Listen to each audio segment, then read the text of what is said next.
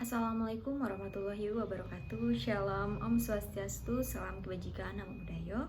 Perkenalkan, nama saya Aisyah Rara Maharani dari kelas Manajemen 22B dengan NPM 2241169 untuk mata kuliah Manajemen Keuangan. Di sini saya akan menjelaskan mengenai analisis laporan keuangan, mulai dari pengertian, tujuan, dan caranya. Guna mengetahui bagaimana arus keuangan perusahaan atau cash flow sekaligus profit dan kerugian yang didapat, perusahaan membutuhkan suatu laporan keuangan. Setelahnya, perusahaan perlu melakukan analisis terhadap laporan finansial tersebut. Tujuannya tentu agar dapat mengetahui semua hal yang berkaitan dengan kondisi finansial perusahaan. Jadi, laporan keuangan yang telah disusun tidak sebatas kewajiban bulanan atau tahunan semata. Alhasil, pemimpin usaha dapat mengetahui masalah keuangan yang mungkin terjadi pada bisnisnya. Juga nantinya dapat mudah mengambil kebijakan atau solusi terbaik untuk menyelesaikan permasalahan yang ada. Pastinya diharapkan kesalahan serupa tidak kembali terulang pada waktu mendatang. Pengertian analisa laporan keuangan. Jadi, apa sih analisa laporan keuangan? Secara sederhana, analisa laporan keuangan adalah suatu proses yang meliputi identifikasi, penilaian, dan perbandingan dari laporan finansial yang telah disusun sebelumnya. Singkatnya, laporan finansial yang disusun kemudian dilakukan evaluasi terhadap laporan pada tahun-tahun sebelumnya untuk didapatkan perbandingan kondisi keuangan perusahaan dari tahun ke tahun. Alasan pentingnya melakukan analisa laporan keuangan. Lalu, mengapa analisa laporan keuangan harus dilakukan? Mudahnya, analisis atau pengamatan dilakukan sehingga pemilik usaha mengetahui kondisi finansial bisnis yang sedang dijalankan. Tak hanya pemilik perusahaan, analisis tersebut juga penting sebagai informasi kepada jajaran direksi dan para investor. Selain itu, analisis laporan finansial dilakukan untuk mengetahui bagaimana kualitas dari informasi akuntansi yang dipaparkan. Analisis tersebut bisa dilakukan untuk semua jenis laporan keuangan, mulai dari laporan laba rugi, neraca, arus kas, hingga perubahan modal dan catatan atas laporan keuangan.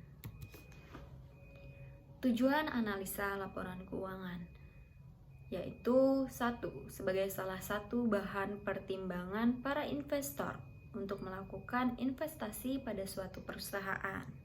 Yang kedua, menyediakan berbagai informasi yang berkaitan tentang kemampuan perusahaan untuk melunasi semua hutang berikut dengan bunga yang dibebankan. Dan ketiga, sebelum memutuskan untuk menjalani hubungan kerja sama dengan para supplier, perusahaan wajib melakukan evaluasi kondisi finansial, kemungkinan keuntungan dari para pemasok sekaligus kesanggupan perusahaan untuk menyelesaikan semua tanggung jawab. Yang keempat, analisis laporan keuangan juga dipakai untuk mengetahui semua hal yang berkaitan dengan kemampuan para pelanggan dalam memenuhi semua kewajiban. Yang kelima, mendapatkan informasi tentang prospek suatu perusahaan. Yang keenam, digunakan sebagai pedoman bagi pemerintah dalam menentukan besaran pajak yang harus dibayarkan perusahaan. Yang ketujuh, menentukan bagaimana perkembangan suatu perusahaan dan sebagai pedoman untuk pengambilan kebijakan atau strategi perusahaan. Yang kedelapan, yang terakhir, dapat dijadikan acuan untuk mengetahui besarnya kerugian atau masalah perusahaan lainnya. Cara analisa laporan keuangan, yaitu dengan menyusun laporan keuangan dan melakukan analisis terhadapnya tentu tidak dilakukan secara asal. Analisis perlu dilakukan dengan cermat dan teliti, sehingga informasi yang diberikan pun tepat dan akurat. Nah, cara melakukan analisa laporan keuangan adalah sebagai berikut. 1. Memahami latar belakang perusahaan. Cara pertama yaitu memahami dengan baik bagaimana latar belakang perusahaan.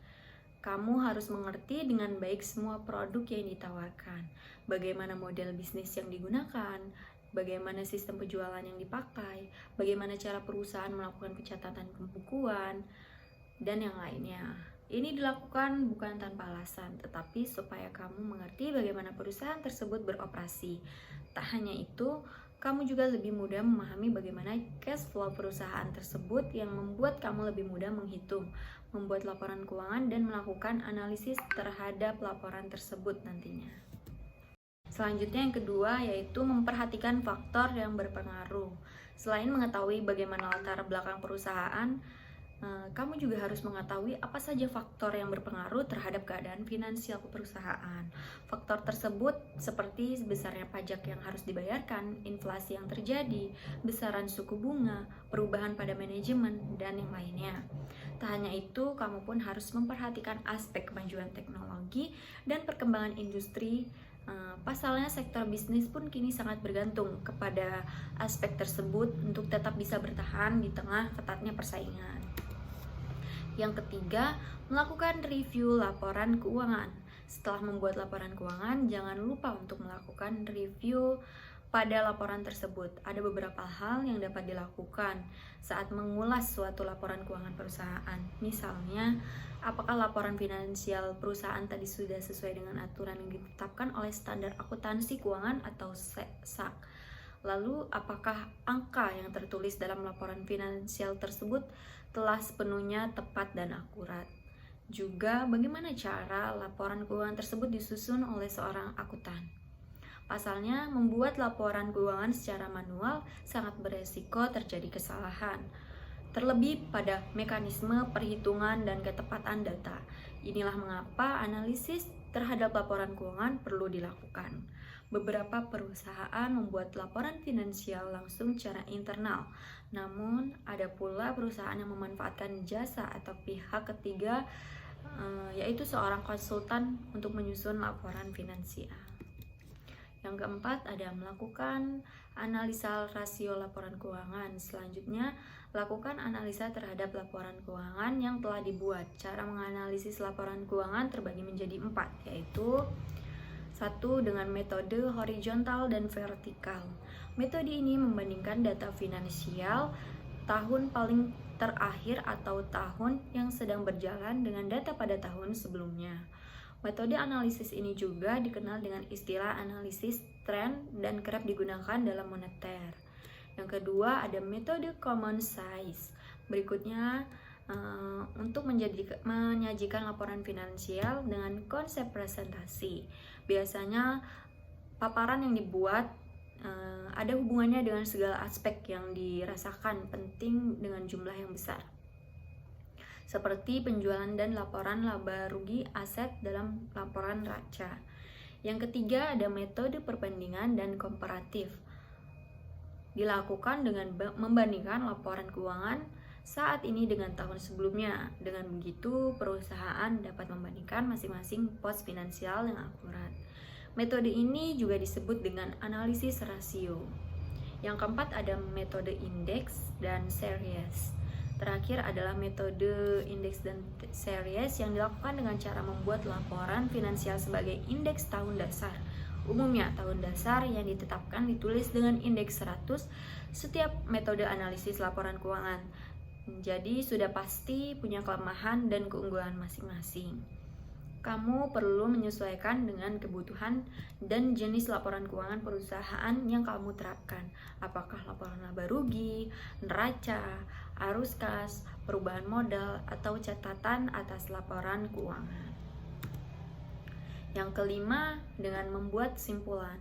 Setelah melakukan analisa dan berhasil menemukan permasalahan dalam perusahaan, berikut strategi sebagai solusi. Nantinya simpulan